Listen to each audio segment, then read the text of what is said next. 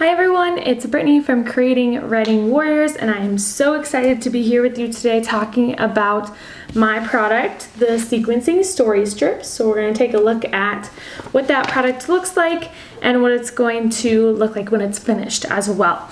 So this is a great activity if you are reviewing, putting things in sequential order at the beginning of the school year, or if you are about to start a personal narrative unit or a creative writing unit and you want these students to write in a chronological manner, because the sequence that they are putting together today is a story. It's each sentence of a story, and they put it in chronological order, and then they check their work, and then they glue it down on a timeline. So let's jump right in and see what this looks like, and then I will talk to you a little bit about different ways to use it and different variations of prepping for the product that you could choose to do.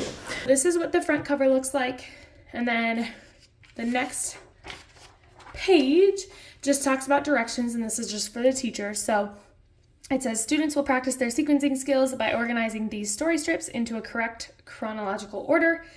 Transitions are used as clues to help students arrange the events in order.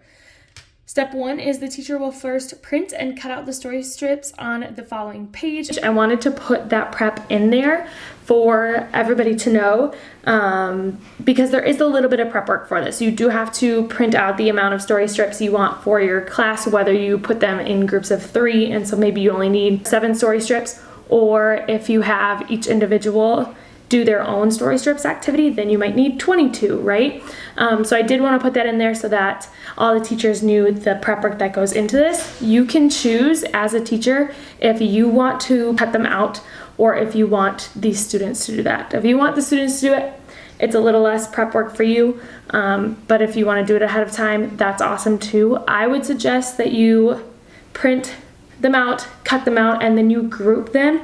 So put number 1 on each of the story strips that was the first copy, and then I would paperclip them or put them in a baggie or both, so that you don't end up having students who have story strips and then extra story strips where you have another group that is missing some. That's how I would do that if you're going to cut the story strips ahead of time. So that's an option. I put it in there so that you knew that that prep work was there. You can choose to do that, or you can have your students do it.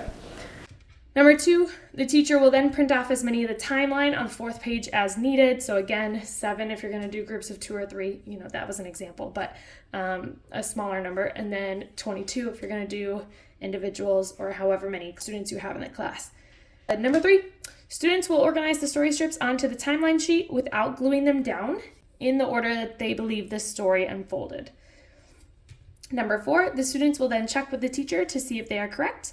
The teacher will compare their answer to the answer key on page 5 and provide feedback as needed.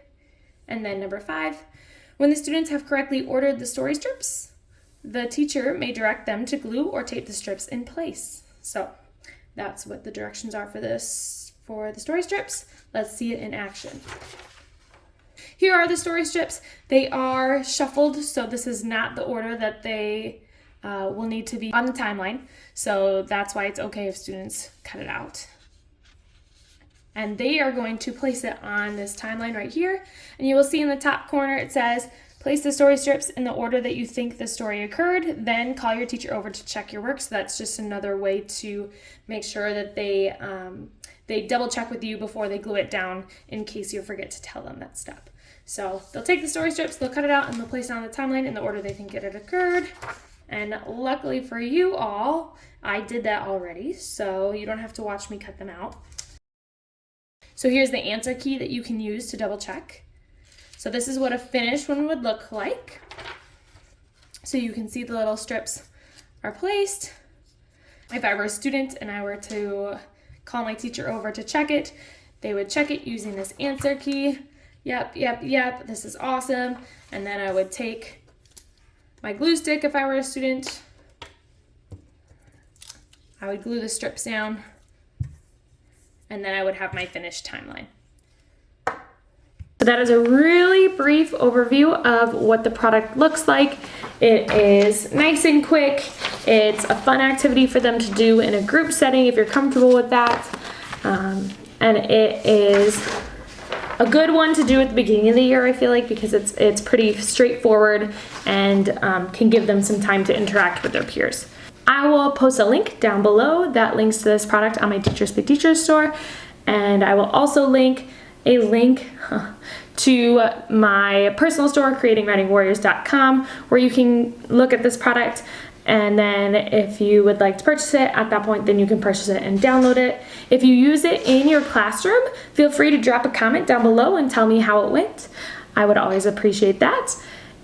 If you liked this video, go ahead and like, comment, subscribe, and if you would like to stay connected with me, I will also drop my link tree in the description below so that you can have access to all of my social media places, and you can also get a freebie on my link tree, so make sure you check that out. I hope you all have a fantastic rest of your day, and I will see you in the other videos.